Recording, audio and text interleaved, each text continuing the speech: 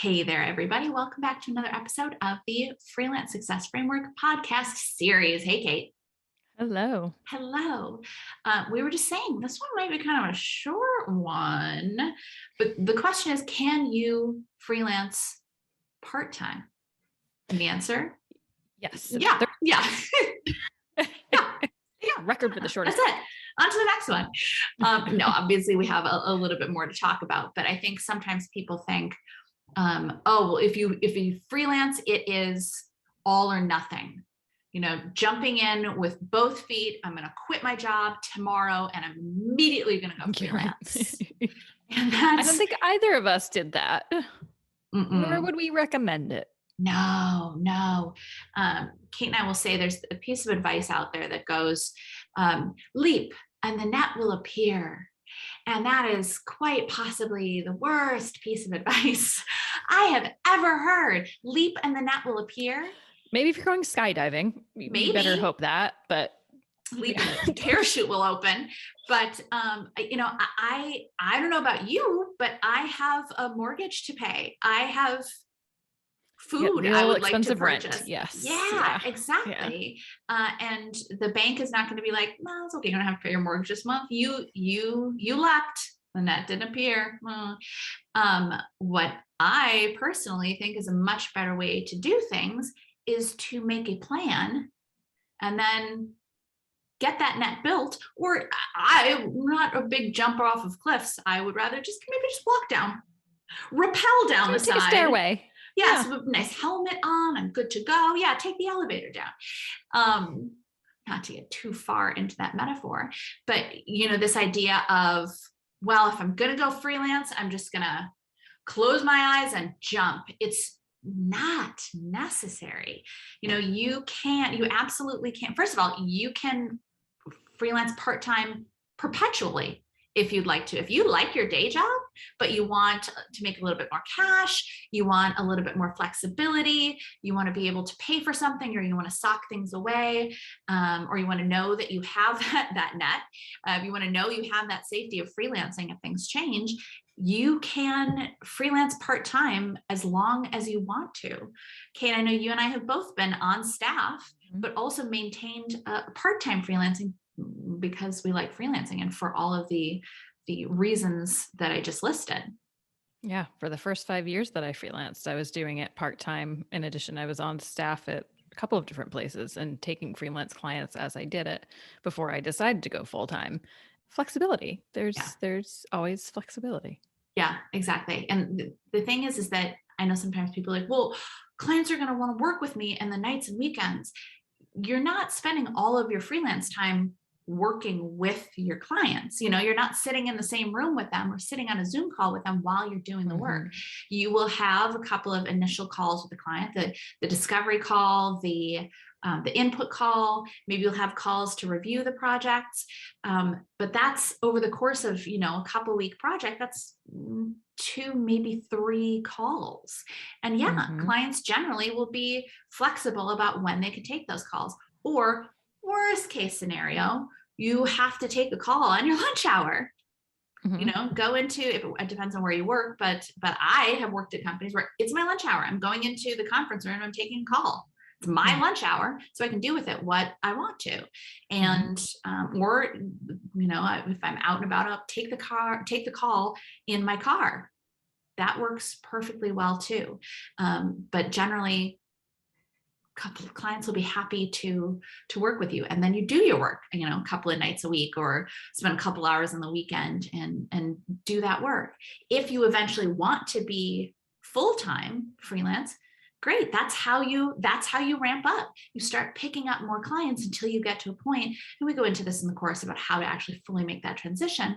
But you get to that point where you feel comfortable that you have enough saved and you have enough work that you can move into that full-time freelance without leaping, with no net, without it being disruptive.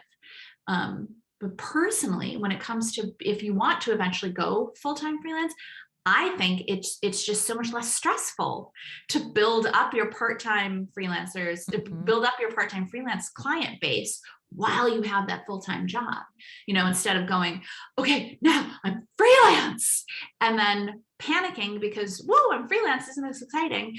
But you don't have any money coming in. It's not freedom if there's no money coming in. That's just panic. And it will take, if you start at zero, which is where everybody starts, right? And nobody's born freelancing.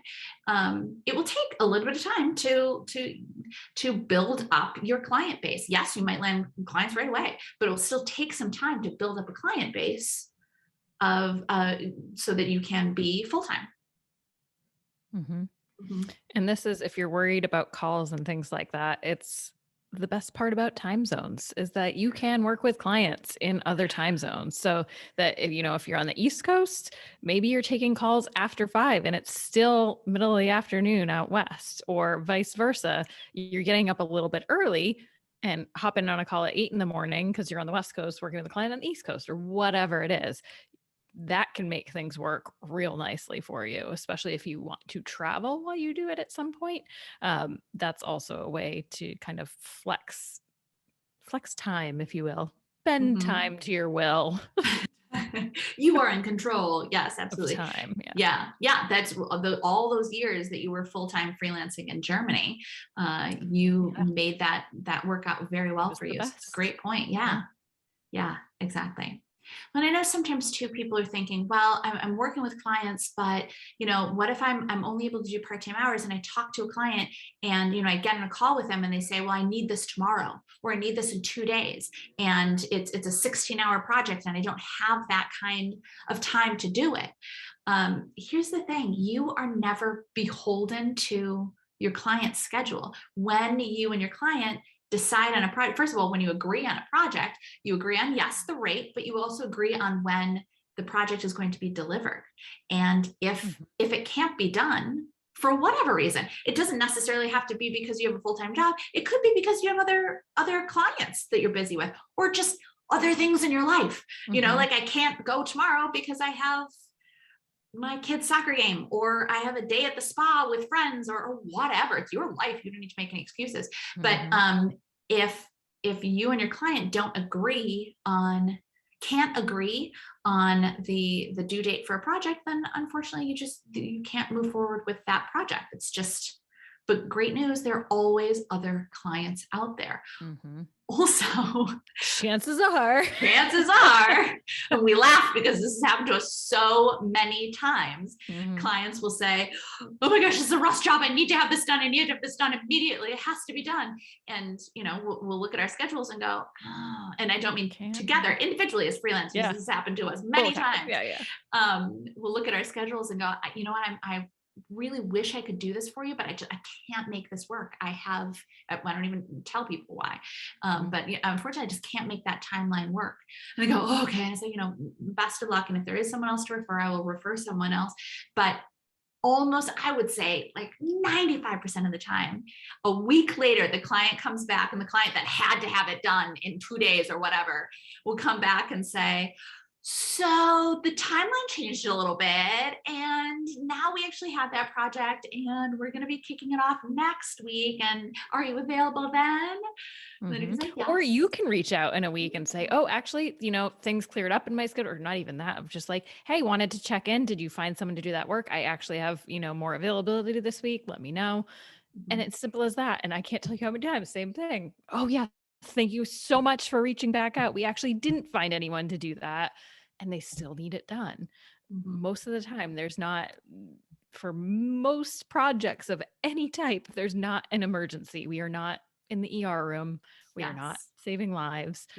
We're doing great work, but exactly. If your client believes it is an emergency, and they say that their deadline is 2 days, then you have to believe them. I wouldn't go into this being like, that's not what they really mean. Definitely don't go in with that vibe. If they say it has to be done in 2 days and you can't do it in 2 days, then believe them and say, I'm unfortunately, I can't take this on this week. It won't work with my schedule.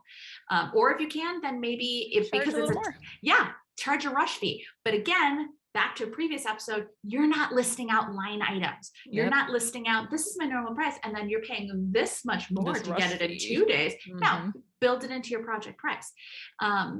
But it's your clients are often flexible and except for those dates when they say it has to be done, which again, believe them, but you will find often that that's not actually when it had to be done. But you will decide on the due date. You will agree on the due date with your clients. So don't worry that we have a full-time job, so I'm not. I will say though, once you decide on that date, you have to get it done then. We talked about this in a previous episode, but a due date, when you agree to have it done, is sacred. If you agree on a date and you thought you were going to have every night that you banked on having every night this week to work on it, and then one night, there's a surprise party for your friends, and then another night there's this. Okay, you go to that surprise party, but you better be sure that you're going to be working extra late on another night, because you made a promise to your client that you would deliver your work and deliver excellent work on that date. But that's up to you. You're an adult. You can manage your schedule. You're not a teenager. You can manage yourself and get things done. And I will say too, that if you are someone who, what I will say is thank God for deadlines.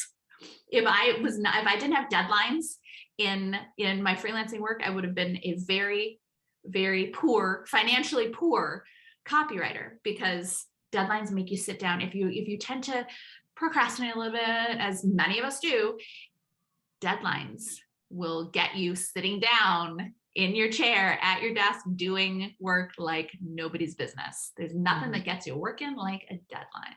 Yeah.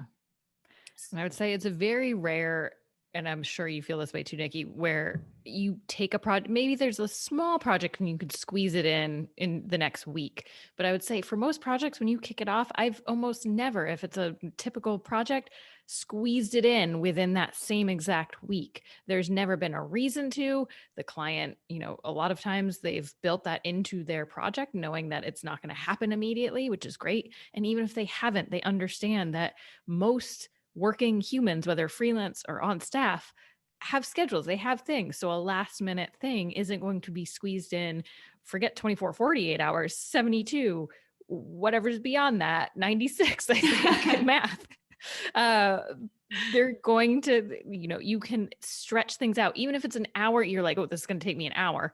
They don't need to know that you don't have an hour this week to do it, and give yourself that space so that if a friend's surprise birthday comes up or something happens, you have the flexibility to not be like, this is the only day I can work on this project, and now I'm screwed for you don't have to do that to yourself.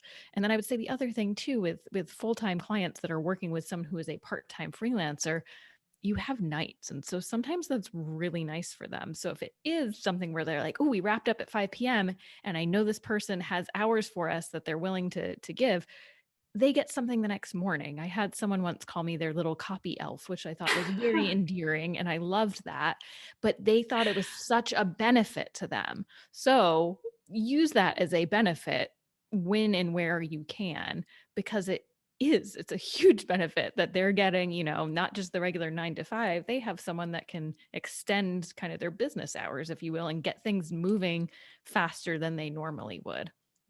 Exactly. You are providing a service and you're providing a little extra bonus service. So don't worry if you want to go freelance, but you're afraid of jumping off a cliff, because don't jump off the cliff. If you feel called to, then absolutely okay. If you feel called to and you have some cash saved up, but make sure the pool is deep. Make sure the pool is deep. Make sure there is a net. Don't wait for it to appear. But you don't have to. You can be a part-time freelancer on your way to being a full-time freelancer, or you can be a part-time freelancer as long as you want it. It's all about what you want and what your goals are. That is how you want to set up your freelance career, however it is you want to make it look. Okay, so that is what we have for you in this episode, and we'll catch you in the next one. Bye, everybody. Thanks so much for joining us on this special Freelance Success Framework video series. If you found us through our free on-demand video training, then you already know 3 of the biggest secrets for building a dependable and scalable freelance business, and you are well on your way to success. If you haven't seen our free video training yet, be sure to check it out at freelancesuccesstraining.com. We'll see you there.